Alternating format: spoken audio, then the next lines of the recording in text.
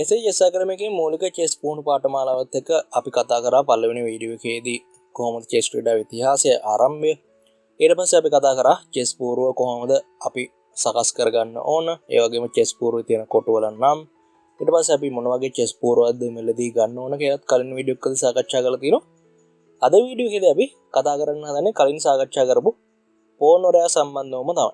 ඉතින් pawn warrior සම්බන්ධව අපි පළවෙනි වීඩියෝ එකේදී කතා කරා කොහොමද pawn warrior ගමන් කරවන්නේ, කොහොමද pawn warrior ගෙන් කැපීමක් සිදු කරවන්නේ, ඒ වගේම queen bishop knight හෝ rook යන ඉත්තික් බවට කොහොමද pawn warrior උසස් කරවන්නේ කියලා. ඒ වගේම passent කියන කැපීම ක්‍රමය ගැනත් අපි යම්කිසි කරුණු කිහිපයක් සාකච්ඡා කරා. අද වීඩියෝදී අපි මූලික සෙබළු ව්‍යුහ කිහිපයක් සම්බන්ධව සහ pawn warrior සම්බන්ධව කලින් වීඩියෝ එකේදී වැඩිපුර කතාවට ලක් නොවුන කරුණු කිහිපයක් සම්බන්ධව තමයි සාකච්ඡා කරන්නේ.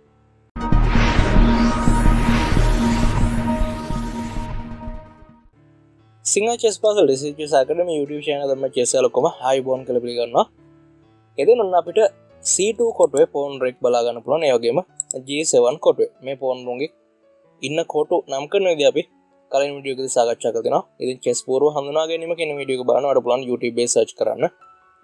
Basic Chess Sinhala Tutorial by SA Chess Academy කියලා. ඊට පස්සේ ඔයාලට playlist එක බලා ගන්න පුළුවන්. මේ playlist එකට ගිහලා ඒ කලින් පාඩම් ටික කවර් කරගන්න පුළුවන්. එහෙම නැත්නම් මේ වීඩියෝ එකේ කාඩ් එකක් ඇති. ඒ විලදී ඒ කාඩ් එක ක්ලික් කළා තවඩ ඒ වීඩියෝ ටික බලන්න පුළුවන්. ඉතින් මතක තව SJSN YouTube channel එක subscribe කරලා ඉන්න bell icon ක්ලික් කරලා. ඉතින් ඔන්න අපිට C2 ඒ වගේම G7 කොටවල pawn වරු දෙන්නෙක්, සෙබළවරු දෙන්නෙක් බලා ගන්න පුළුවන්. සුදු පිලේ pawn warrior ඉන්නවා ආරම්භක රෑන්ක් එකේ. ඒ වගේම කළු පිලේ pawn warrior ඉන්නවා ආරම්භක රෑන්ක් එකේ. ඉතින් pawn warrior ඉදිරියට ගමන් කරන්න පුළුවන් වුණාට අපි කිව්වා කවදාවත් පිටිපස්සට ගමන් කරන්න බෑ කියලා.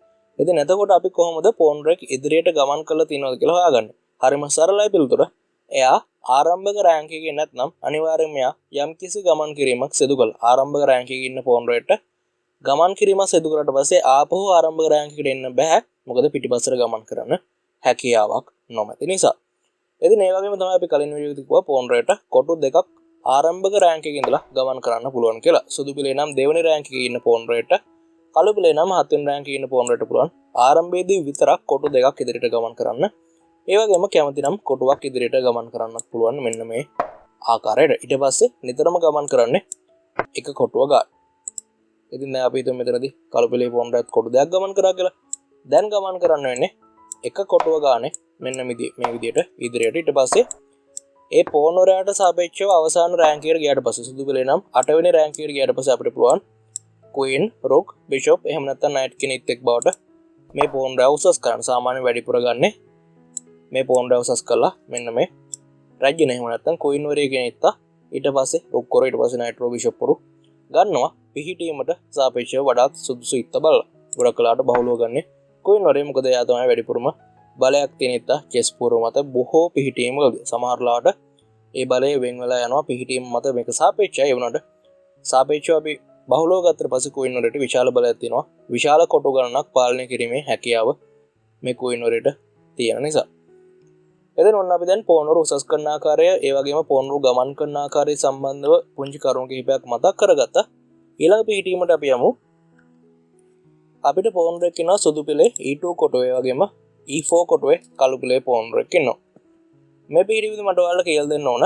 දැන් ඔන්න E4 කොටුවේ ඉන්න pawn warrior නම් කොටු කිහිපයක් ගමන් කරලා ඇවිල්ලා තියෙන්නේ මෙතන ආරම්භක රෑන්ක් එකේ ඉඳලා. ආරම්භක රෑන්ක් එකේ කිව්වේ 7 වෙනි රෑන්ක් එකේ කළු පිලේ 7 වෙනි රෑන්ක් ඉඳලා ඔන්න මේ pawn warrior කොටු දෙකක් එහෙම කොටු තුනක් ඉදිරියට ඇවිල්ලා තියෙනවා. ඉතින් මේ pawn warrior එහෙම ඇවිල්ලා තිබ්බට ඉදිරියට සුදු පිලේ pawn warrior කිසිම ඇදීමක් සිදු කරලා නැහැ. එයා ඉන්නේ දෙවෙනි රෑන්ක් එකේ එහෙම නැත්නම් ආරම්භක රෑන්ක් එකේ.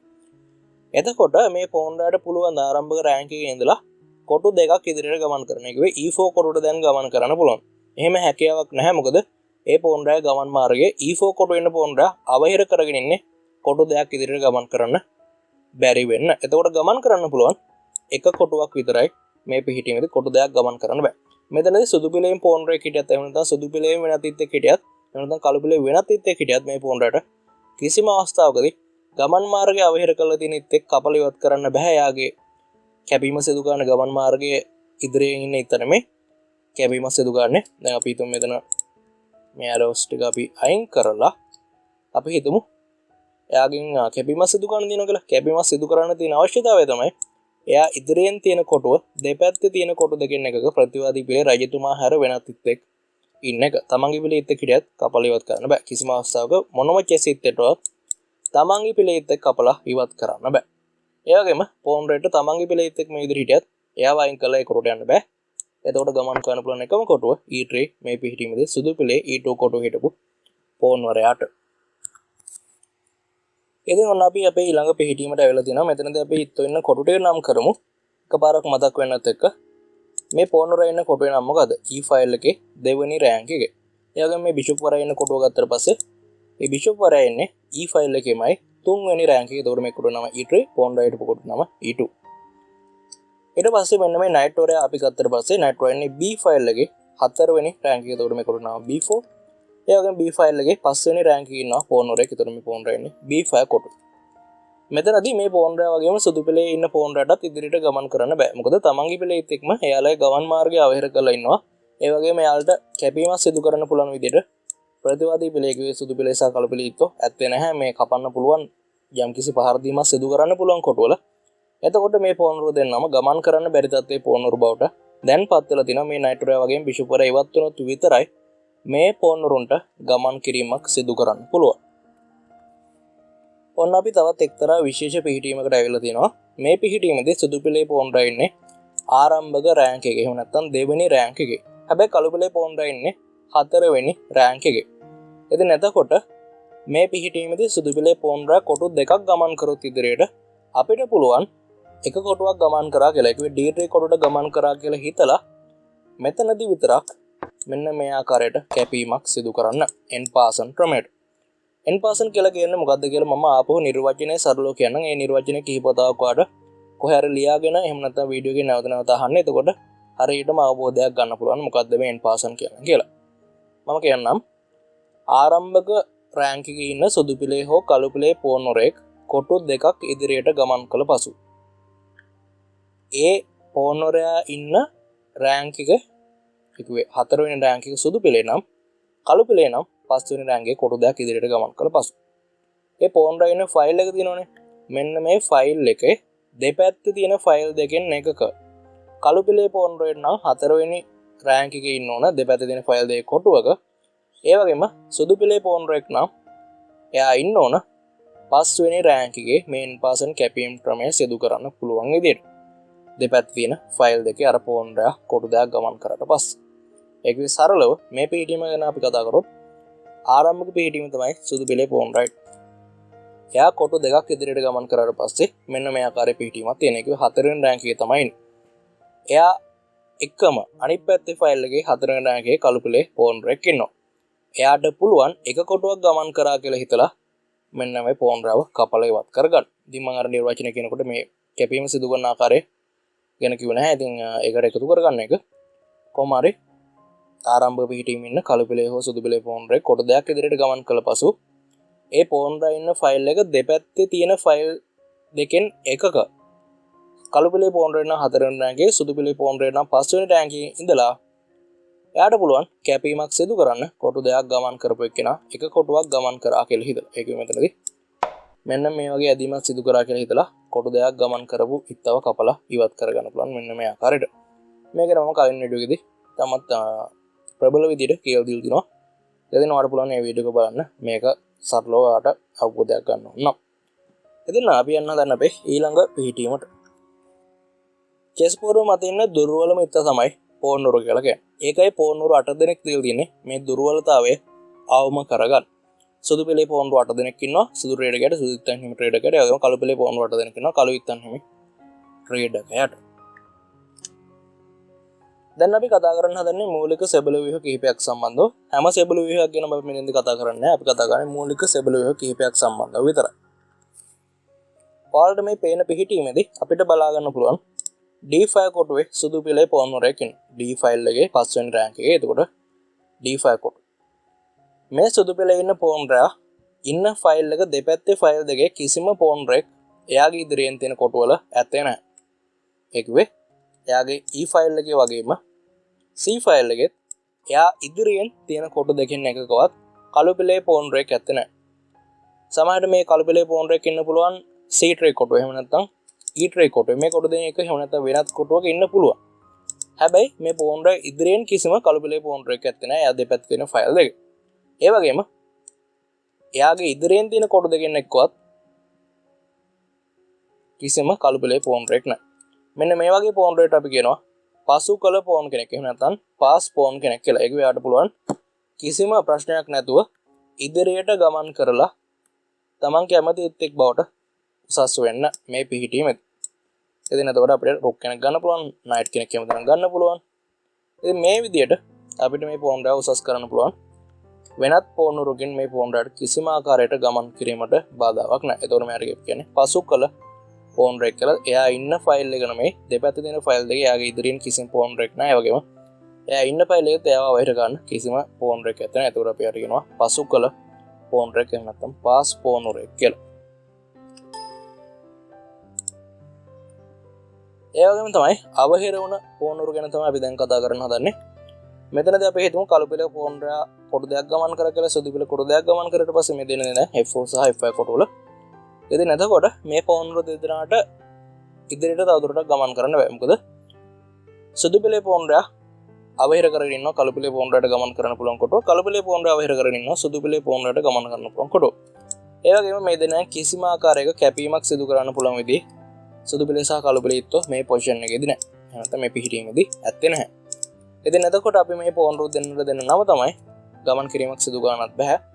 ඒ වගේම කැපීමක් සිදු කරන්නත් බෑ. මෙයාලට අපි දෙන්න නම තමයි අවහිර වුණ පෝන්ලා එහෙම නැත්නම් බ්ලොකේඩඩ් පෝන්ස්ලා කියන එක. එදින කාට හරි ප්‍රශ්නයක් ඇති දැන් මේ නිර්වචන මත තියාගන්න එක අත්‍යවශ්‍යද කියලා. එහෙම නැත්නම් මේ නම් මත තියාගන්න එක චෙස් ගේම් එකක් ප්ලේ කරන්න අත්‍යවශ්‍යද කියලා. ඇත්තම කිව්වොත් චෙස් ගේම් එකක් ප්ලේ කරන්න මේ වචන මත තියාගන්න එක අත්‍යවශ්‍ය නැහැ. හැබැයි වා චෙස් ක්‍රීඩාව ඉදිරියට අරගෙන යද්දී ඉදිරියට ගෙනගෙන යද්දී අපි කතා කරනවා සෙබළ වේව සම්බන්ධව තව කරුණු. ඉතින් එතකොට මේ වචන මතක තියාගන්න එක ගොඩක් පහසුවක්. හැබැයි කිසිම අවස්ථාවකදී කෙස් තරගයකදී අහන්නේ මේ සෙබළ වේව නම මොකද්ද අර සෙබළ වේව නම මොකද්ද කියලා. කොටින්ම ඔයාලට තියෙන ගේම් එක ප්ලේ කරන්න විතරයි. චෙස් ගේම් එකකදී කිසිම ප්‍රශ්නයක් වාගෙන් අහන්නේ නැහැ ගේම් එක ප්ලේ කරනකොට. ඒ පොසිෂන් එක සම්බන්ධව හැබැයි වා චෙස් ඉගෙන ගන්නදී මේ වචන දැනගෙන ඉන්න ඕනේ. ඒතකොට ඔයාලට පිහිටීම සම්බන්ධව ගොඩක් හොඳ අවබෝධයක් ලබා ගන්න පහසු වෙනවා ඒක. ඉතින් මෙතනදී අපිට බලා ගන්න පුළුවන් එකම ෆයිල් එකේ ඉන්නවා පෝනරු දෙන්නෙක්. අපි මේ පෝන්ලට කියන්නේ ද්විත්ව පෝනරු කියලා. එහෙම නැත්නම් ඩබල් පෝන්ස්ලා ඉන් රේෂියෝ. ඉතින් ඉන් රේෂියෝ මේ ඩබල් පෝන්ස්ලා එහෙම නැත්නම් සිංහලෙන් ද්විත්ව පෝනරු කියලා කියන්නේ එකම ෆයිල් එකේ ඉන්න එකම පිළේ පෝනරුන්ට. දැන් අපි හිතමු මෙතනදී දැන් මේ විදිහට පෝන්ලා හිටිය කියලා. එක ළඟ ඉන්නේ නැතුව කොටුවක පරතරේ එහෙම නැත්නම් කොටු දෙකක පරතරෙන් හිටිය කියලා. ඒත් ඩබල් පෝන්ස්ලාම තමයි. ඒක ප්‍රශ්නයක් නෑ. ඒකේ එක ළඟම ඉන්න ඕනේ එකම ෆයිල් එකේ එකම පිළේ පෝන්රු හිටියොත් එයාලා ඩබල් පෝන්ස්ලා. එදින මේ ඩබල් පෝන්ස්ලාගේ තියෙන ප්‍රධානම දුර්වලතාවය තමයි එක පෝන් කෙනකින් පුළුවන් මේ පෝන්රු දෙන්නගේම ගමන් මාර්ගය අවහිර කරලා දාන්න. ඒ වගේම ඩබල් පෝන්ස්ලා එක්තරා වාසිදායක තත්ත්වයක් තියෙනවා. රුක්වරුන්ගේ ගමන් මාර්ග විවෘත කරනකදී මේ ඩබල් පෝන්ස්ලා තරමක් වෙලාවට පිහිටීමේ හිටියත් පොන්චි ප්‍රයෝජනයක් තියෙනවා. හැබැයි ඒකේ තේරුම ඩබල් පෝන්ස්ලා කියන්නේ එච්චරම හොඳ සෙබළු විහක් කියන එක නෙමෙයි. යම් ආකාරයකට ප්‍රයෝජනයක් තියෙනවා. හැබැයි එක පෝන් කෙනකින් පුළුවන් මේ පෝන්රු දෙන්නගේ ගමන් මාර්ග අවහිර කරලා යම් කිසි ප්‍රබල පිහිටීමේ වාසියක් සමහර පිහිටීම්වලදී ලබා ගන්න. ඉතින් අපි කතා කරේ ඩබල් පෝන්ස්ලා එහෙම නැත්නම් ද්විත්ව පෝනරු සම්බන්ධයෙන්. ඔයා මේ වචනේ මතක තියාගන්න. ඔයාට ඉදිරි වීඩියෝස් වලදී විවිධ සෙබළු විහ ගැන තවදුරටත් ගැඹුරින් කතා කරනකොට ඒක ප්‍රයෝජනවත් වේවි. ඔන්න අපිට තව පිහිටීමක් ලැබිලා තිනවා. මේ පිහිටීමේදී අපි කතා කරන්න හදන්නේ සම්බන්ධිත පෝනරු එහෙම නැත්නම් කනෙක්ටඩ් පෝන්ස්ලා ගැන. ඉතින් මෙතනදී අපිට බලා ගන්න පුළුවන් A5 වගේම B4 කොටුවේ කළු පිළේ පෝන්රු දෙන්නෙක් ඉන්නවා. ඒ වගේම A2 ඒ වගේම C3 කොටවල සුදු පිළේ පෝන්රු දෙන්නෙක් ඉන්නවා. ඉතින් එතකොට එකම පිළේ යාබද කොටුවල ඉන්න පෝන්ලට එකිනෙකාට ආරක්ෂාව සලසාගත් යාබද කොටුවල ඉන්න පෝන්වල තමයි මේ සම්බන්ධිත පෝන්ලා එහෙම නැත්නම් කනෙක්ටඩ් පෝන්ස්ලා කියලා කියන්නේ. එතනදී අදහස් වෙන්නේ නැහැ හැම පෝන්රයටම ආරක්ෂාව සැලසෙලා තියෙන්න ඕන කියලා. කොහොම හරි යම්කිසි ආකාරයකට ආරක්ෂාවීමක් තියෙනවා නම් එකම පිළේ පෝන්රුන්ට යාබද කොටවල ඉන්න එයාලට කියනවා සම්බන්ධිත පෝන්රු කියලා. එතකොට A5 කොටුවේ ඉන්න පෝන්රා කළු පිළේ B4 කොටුවේ ඉන්න මෙන්න මේ පෝන්රයට ආරක්ෂාව සැලසෙලා තියෙනවා. ඒකේ තේරුම මේ පෝන්රු දෙන්න සම්බන්ධිත පෝන්රු කියන එක. ඒ වගේම මේ ඉන්නේ තනි වෙච්ච පෝන් කෙනෙක් A2 කොටුවේ. එයාගේ අනිත් පැත්තේ ෆයිල් වල වෙනත් පෝන් රෙක් සහයෝගයටවත් දකින්නට ලැබෙන්නේ නැහැ. ඒ වගේම මේ පුහුණුවත් තනියලා ඉන්න පුහුණුවරෙක් කොහොම හරි මෙයා ඉදිරියට ගමන් කරලා පස්සේ දැන් අපි මෙයාට කියන්නම් මොකක්ද? දැන් එයාගේ දෙපැත්තේ තියෙන ෆයිල් දෙකේ කොටුවක ඉන්නවා. ඒකේ B4 කොටුවේ නම් කලුපිලේ පුහුණුවරෙක් ඉන්නවා. හැබැයි එයා ඉදිරියෙන් මෙන්න මේ කොටු ටික වළක්වන්න කිසිම කලුපිලේ පුහුණුවරෙක් නැත්තේ. ඉතින් එතකොට මේ පුහුණුවරට අපි දෙන නම මොකක්ද? මම මේ වීඩියෝ එකේදී ඔයාලට කියලා දුන්නා සෙබළු ව්‍යුහ සාමාන්‍යයෙන් මූලික සෙබළු ව්‍යුහ තුනක් සම්බන්ධව එක තමයි පසු කළ පුහුණුවරේ වෙනනම් පාස් පුහුණුව අනිත් එක්කෙනා ඩබල් පුහුණුවලා අනිත් එක්කෙනා සම්බන්ධිත පුහුණුවලා. ඉතින් මේ සෙබළු ව්‍යුහ තුන සම්බන්ධව මම ඔන්න අද වීඩියෝ එකේ කියලා දුන්නා. එතකොට මේ C4 කොටුවේ ඉන්න පුහුණුවරයා කුමන සෙබළෙක් විදිහටද එහෙනම් කුමන පුහුණුවරෙක් විදිහටද අපි හඳුන්වන්නේ. ඉතින් මේ පුහුණු ස්ට්‍රක්චර්ස් එහෙම නැත්නම් සෙබළු ව්‍යුහ පිළිබඳ අවබෝධය වට ඉදිරියේදී ක්‍රීඩා කරද්දී යම් කිසි ආකාරයකට PHTM විශ්ලේෂණයක් කරද්දී ප්‍රයෝජනවත් වෙන්න පුළුවන්. එහෙනම් තමයි මම මේ වචන ටික කියලා දුන්නා. අපි ඉදිරියේදී මේව බහුලව භාවිත කරන වචන. ඉතින් අද වීඩියෝ එකෙන් ඔයාලට ඔන්න ටිකක් බරපතල ගණනේ වචන ටිකක් අහන්න ලැබෙන්නේ නැති. මේක එච්චරම මේ බය වෙන්න එපා. මේකට මේ හරිම සරල වචන ටිකක්.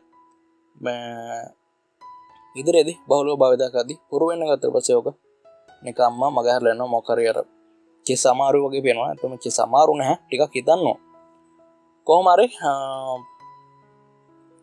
ඔන්න මූලික චෙස් පුහුණු පාඨමාලාවේ තවත් වීඩියෝ එකක අවසානයකට අපි ඇවිල්ලා තිනවා. වීඩියෝ එකෙන් අලුත් දෙයක් කියන ගත්තා. ඉතින් ඒ හින්දා අනිවාර්යයෙන්ම වීඩියෝ එකට ලයික් කරන්න, SHS YouTube channel එක subscribe කරන්න.